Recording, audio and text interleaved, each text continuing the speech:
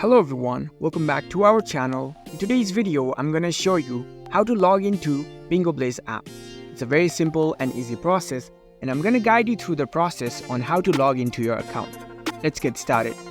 First of all, on your phone, launch the Blitz app. Once you're in the app, you will see this kind of interface. Now, in order to log in, you must have already created your account before.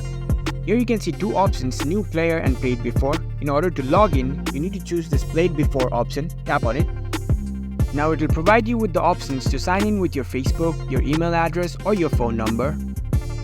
So you need to choose the same options that you used to sign up for your account before. I previously signed up for my account using email, so I'll select this email option to log in. If you created your account using Facebook, you need to choose the Facebook option. So I'll select this email option. Now it will automatically log me in because the email address was saved in my device. So that's it. It's a very simple and easy login process. As you can see, I'm successfully logged in with my previous account. So if you found this video helpful, don't forget to give this video a thumbs up and subscribe to our channel for more tech tips. Thank you for watching.